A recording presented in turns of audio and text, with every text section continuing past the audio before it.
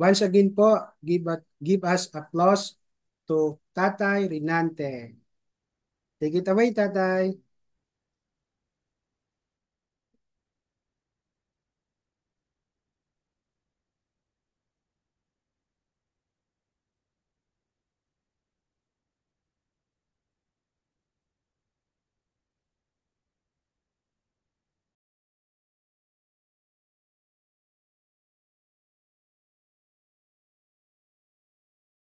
Hello po, dinig. Yan, yes po. Okay po.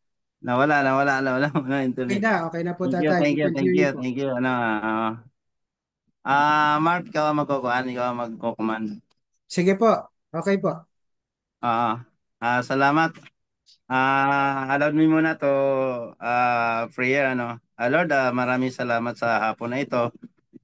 Naway manahan ang iyong banal na espiritu, lalong-lalo na po sa mga kasamahan ko dito sa PWD Fellowship. Tulungan mo po ako, Panginoon, sa inyong gawain. Naway manahan lang po ako sa inyong mga salita at biyayaan niyo po ako ng kalakasan at wisdom na ipagpatuloy po ang gawain ito sa ngalan ng inyong bugtong na anak naming Panginoon Kristo. Amen. Thank you, thank you. Amen. Sige po.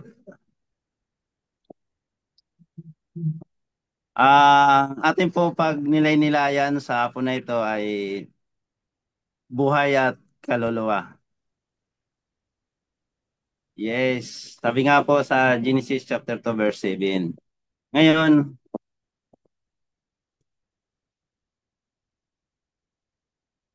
first Mark,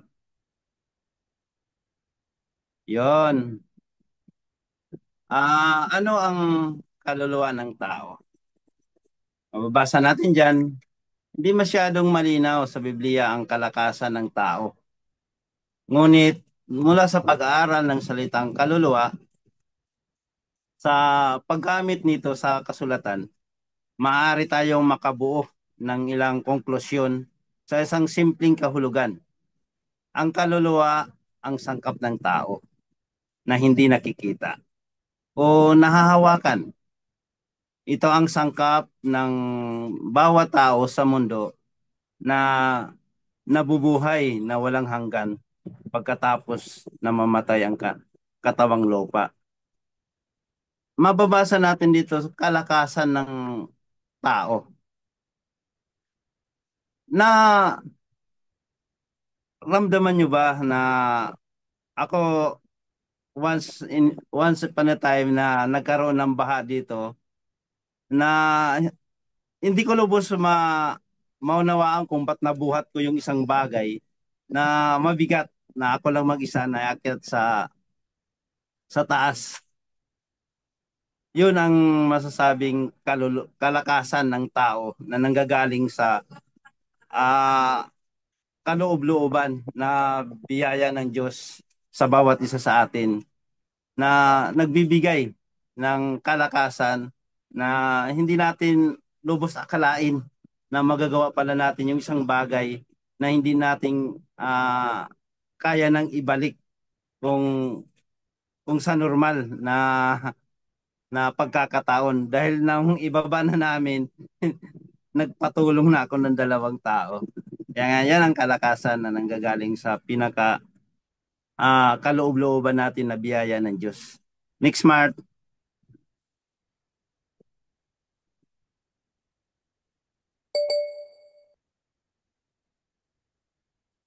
Dito mababasa natin yung Genesis chapter 2 verse 7. At nilalang ng Panginoong Diyos ang tao sa alabok ng lupa at hiningahan ang kanyang mga butas ng ilong ng hininga ng buhay at ang tao ay naging kaluluwang may buhay. Ganun pala yun, ano, na na-imagine nyo ba na pag gumawa tayo ng tau-tauhang putik, kahit anong hinga natin ay hindi nabubuhay. Kahit anong gagawin natin ay hindi siya nagkakaroon ng buhay. Pero ang Panginoong Kristo, yung hininga niya sa bawat isa sa atin, sa bawat nilalang niya ay nagkakaroon ng buhay. Di ba?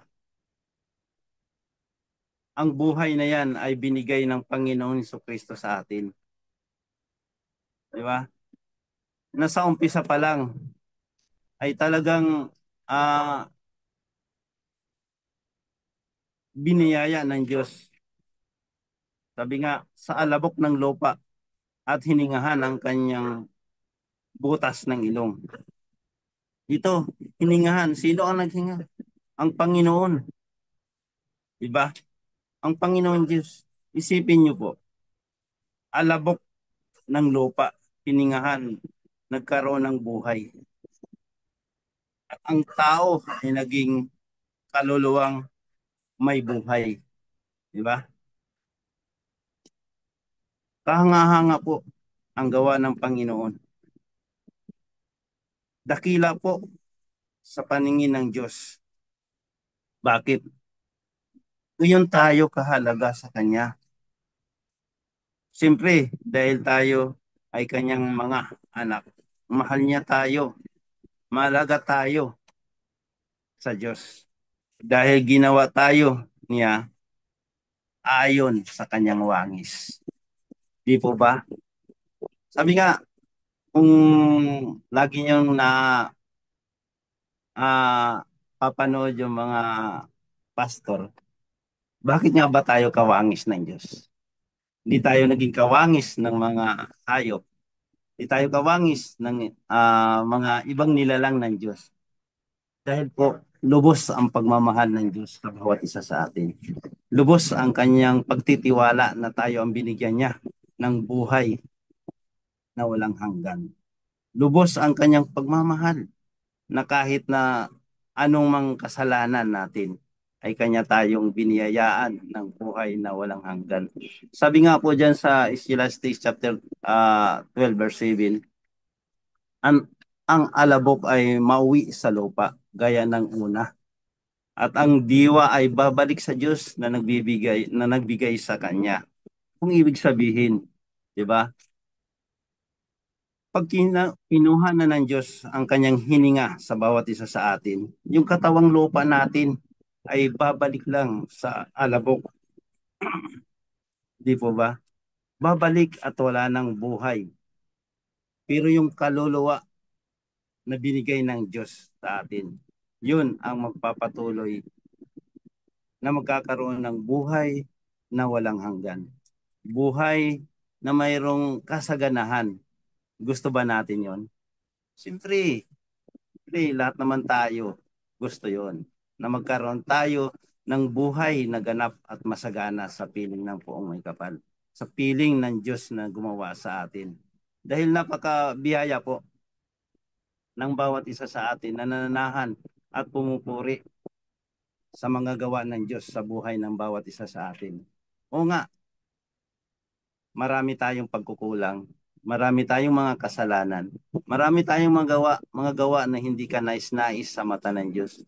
Pero ganun pa din, minahal tayo ng Diyos na walang katulad. Minahal tayo ng Diyos na mayroon tayong kababaang loob na pinapamahagi natin sa ating kapwa, sa ating mga mahal sa buhay. Di po ba? Napakasarap po namnamin na mayroon tayong Diyos na nagmamahal sa atin. Napakasarap po ang biyaya ng Diyos na kanyang hininga sa buhay ng bawat isa sa atin. Next po, Mark. Sabi nga po sa Hebreo, chapter 9, verse 27, itinakda sa mga tao na minsan lamang mamatay at pagkatapos ay ang paghuhukom. May nalaman ba kayong dalawang bisis na matay? Wala po. Tanging ang Panginoong Jesucristo lang po.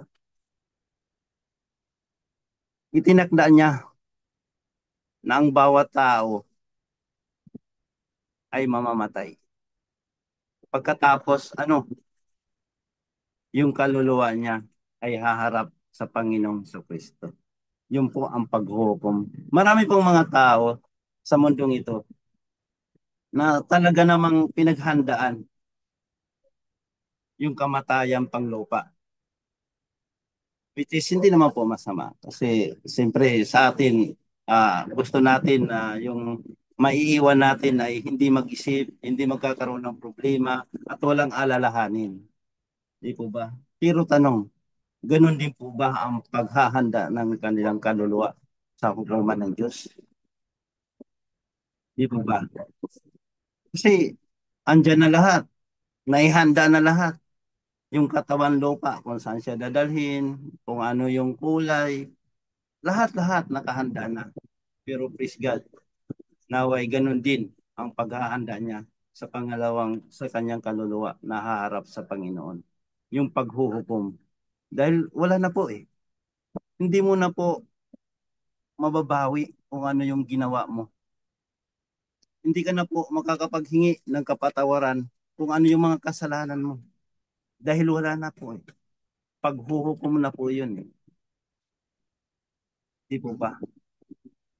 Napakasarap po pag nilinilayan ang mga salitang nasa banal na kasulatan ng Diyos.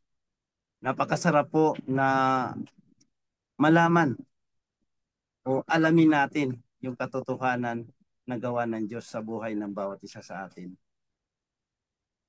Masasabi ba natin tayo ay handa sa pagharap sa Panginoon sa Kristo?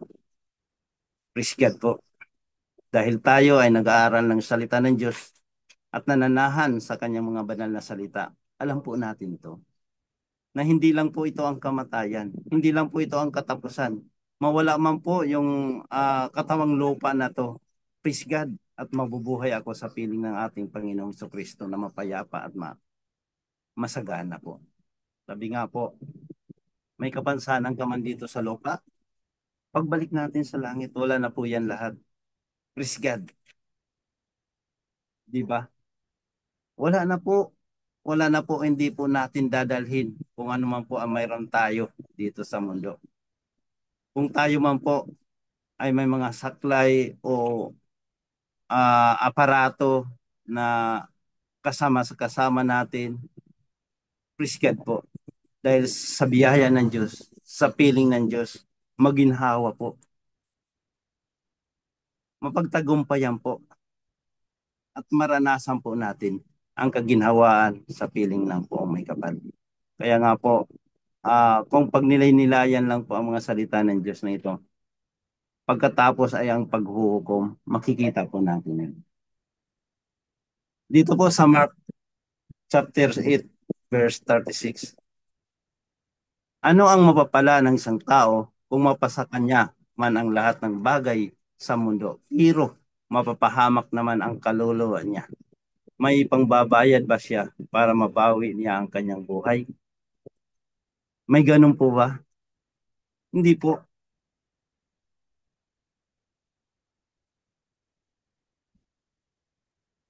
Ito po ang pangako ng Panginoon.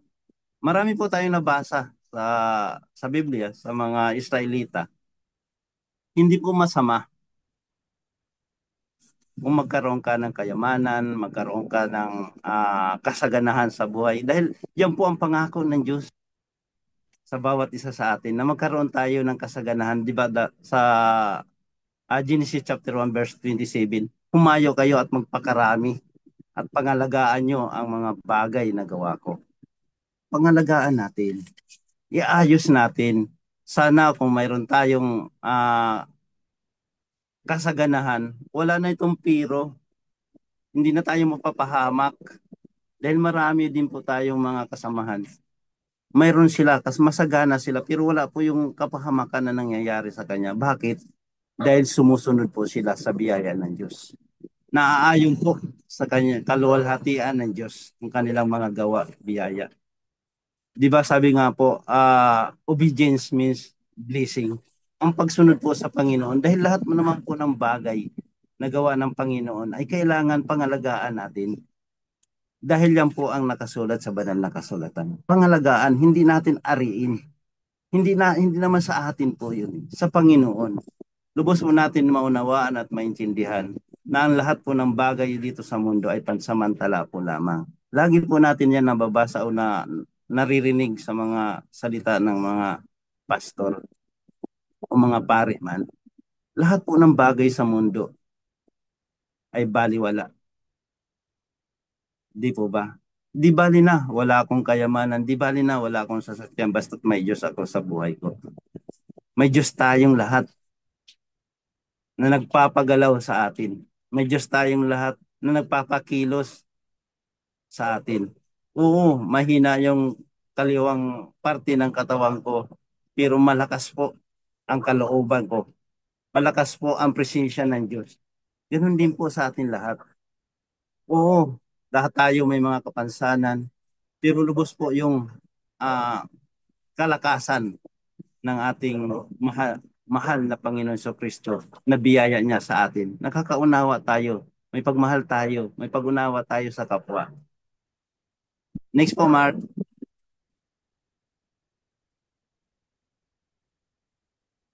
Sabi nga po dito sa Daniel chapter 12 verse 2, muling mabubuhay ang maraming mga namatay sa lahat ng panig ng daigdig. Ang iba'y sa buhay na walang hanggan. At ang iba na may sa kaparusahang walang hanggan. Ano po ba to? Di po ba muling mabubuhay ang maraming mga namatay? Di po ba? Marami sa mga tao pinaghihinaan.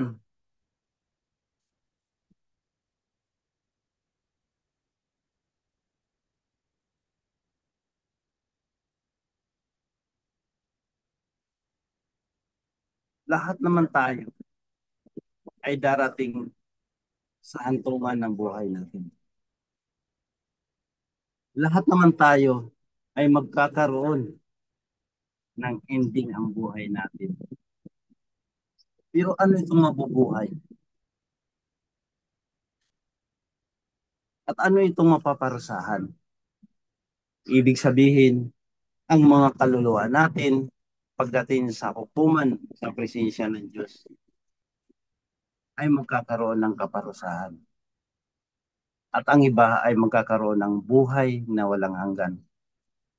Sabi nga po dito sa Pahayag chapter 20 verse 11 to 15, at nakikita ko ang mga patay, malalaki at maliliit na nangangatayo sa harapan ng luklukan at buksan ang mga aklat at nabuksan ang ibang aklat na siyang aklat ng buhay at mga patay ay hahatulan ayon sa mga bagay na nasusulat sa mga aklat ayon sa kanilang mga gawa.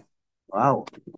Ibig sabihin po, lahat ng ginagawa natin ay nakasulat sa aklat ng Panginoon.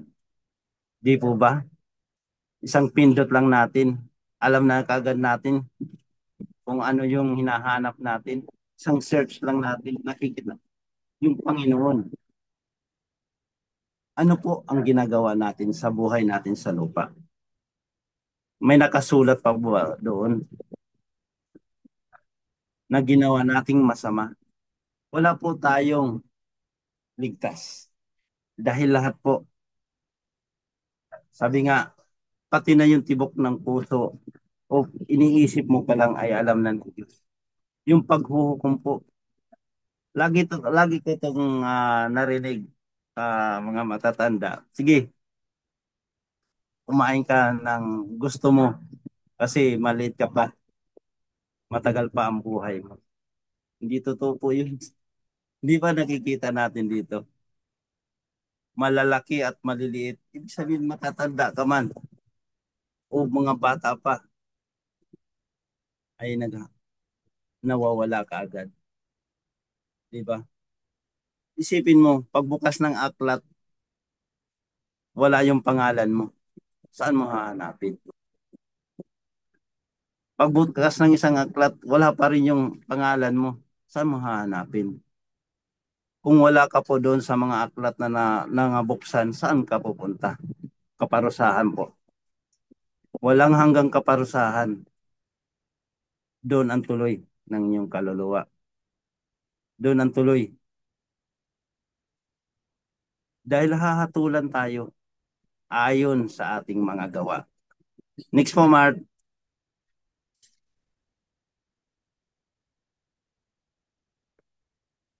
Sabi nga po ng Ephesians chapter 6 verse 12, sapagkat ang kalaban natin ay hindi mga tao, kundi masasamang espiritu sa himpapawid.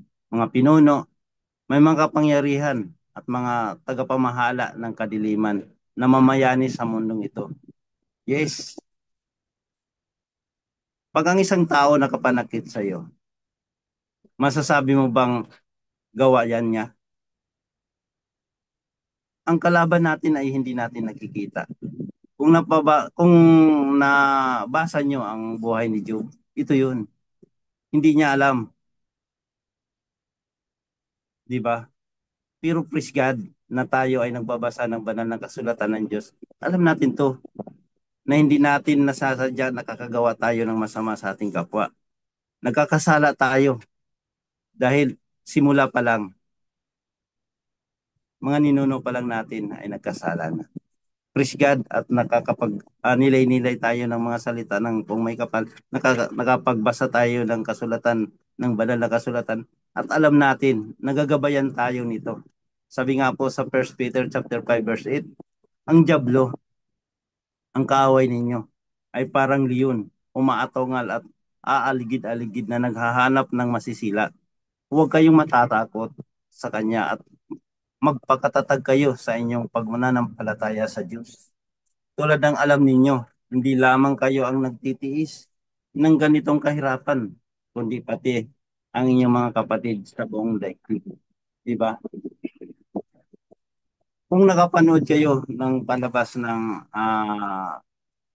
kay Dingdong Dantes na maraming mga hayop, napagmasdan nyo ba pag may gustong kainin yung leon? Kahit na isang grupo kayo na malalaking hayop, nag-aabang siya. Pag may target siya, ihihiwalay niya doon sa sa madami at doon aatake niya pag nag-iisa ka na lang. Hayaan niyo po na ang Diyos lagi ang manahan sa isip niyo. Huwag niyo pong isipin na kayo lagi ay nag-iisa. Oo, sa katawan lupa nag-iisa ka. Pero ang Diyos andyan sa puso mo. Hindi ka po malalapitan ng leon. Hindi ka po malalapitan ng anumang pagsubok. Oo, marami mga pagsubok na dumadating. Pero hindi ka po nag-iisa. Alalahanin mo lagi na mayroon kang kasama. Ang kasama mo pa ang Panginoong Diyos na makapangyarihan.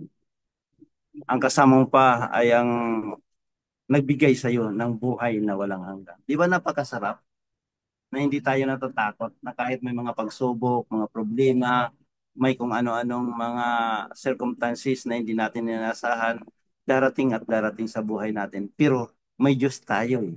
May pinanghahawakan tayo, banal at kalugod-lugod.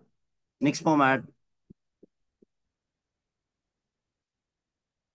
Sabi nga po dito sa Corinto chapter 2, 2 Corinto chapter 10 verse 3 to 4.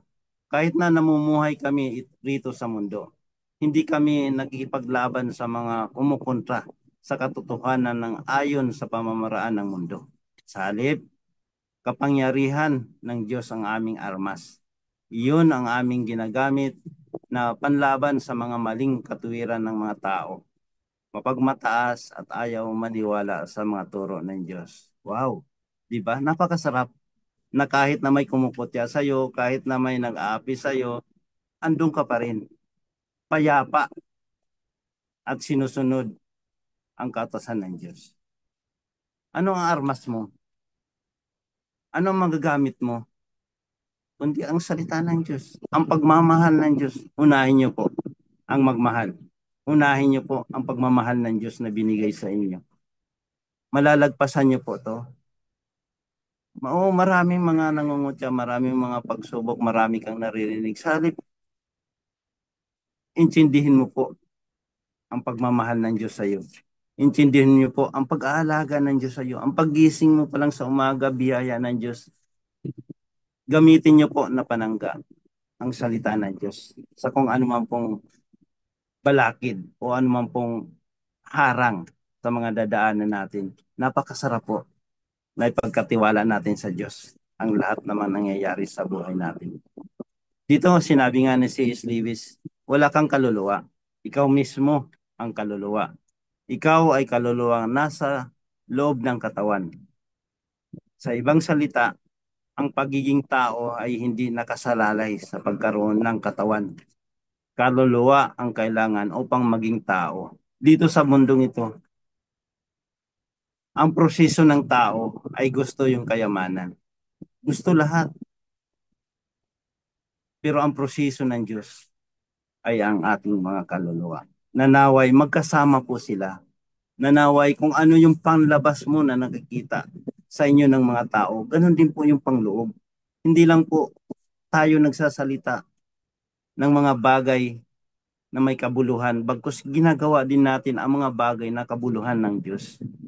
Dahil yan po, ano magagawa ng katawang lupa mo pag wala kang kaluluwa? Di po ba? Wala. Ano magagawa ng kaluluwa kung wala kang katawan lupa? Di ba? Wala. Kaya nga po, napakahalaga na pagnilay-nilayan na lahat po yan ay proseso ng Diyos. Ay kalugod ng Diyos sa bawat isa sa atin. Na magkaroon tayo ng kaluluwa at magkaroon tayo ng katawang lupa na ayon sa gawa ng Diyos. Next, Mark. Sabi nga po dito sa 1 Peter chapter 18 verse 19. Alam niyo kung ano ang ipinagtutubos sa inyo sa walang kabuluhang pamumuhay na inyong minana sa inyong mga magulang. Ang pinantubos sa inyo ay hindi mga bagay na nasisira o nauubos tulad ng ginto o pilak, kundi sa pamagitan ng mahalagang dugo ni Kristo. Wow!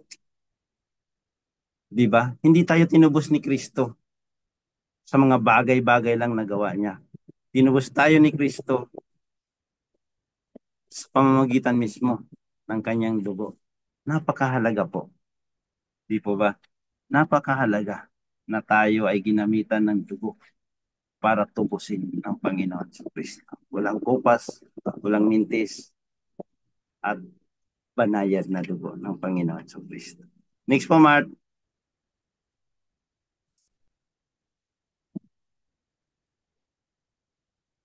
Yan. Dito po, John 19, chapter 30. Pagkatanggap ni Jesus ng alak, sinabi niya, naganap na. Isinuko niya ang kanyang ulo at nalagot ang kanyang hininga. Praise God. At dito po, nagtatapos yung atin pagninilay sa buhay at kaluluwa. Naganap na. Tapos na. Tinubos na tayo ng Panginoon sa Kristo. Napagtagumpayan niya na ang kamatayan. Tinubos na tayo sa kanyang dugo. Payuko siya at umalis ang kanyang kaluluwa sa kanyang katawang lupa. Dito po, maraming salamat at sa biyaya ng Diyos, tayo ay nagkakasama na maunawaan natin na ang salita ng Diyos ay nananahan sa bawat isa sa atin, kundi magmahal tayo at pagkalooban natin ng papuri ang Panginoon sa Kristo.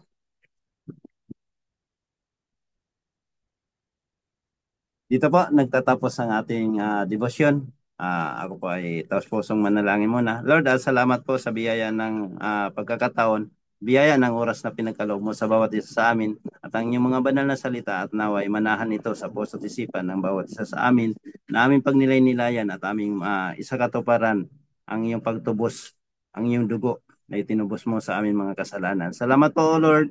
At muli ay kami humihingi ng inyong gabay at patnubay, ang iyong wisdom, ang iyong kalakasan at ang iyong gabay sa amin ay lagi nawa naming maisabuhay ang iyong mga salita. Salamat at sa biyaya ng buhay, kami ay patuloy na umaasa sa iyong mga gabay at patnubay. Ito ang aming dalangin sa ngalan ng iyong pinakamamahal na anak na aming Panginoon sa Kristo. Amen. Amen po.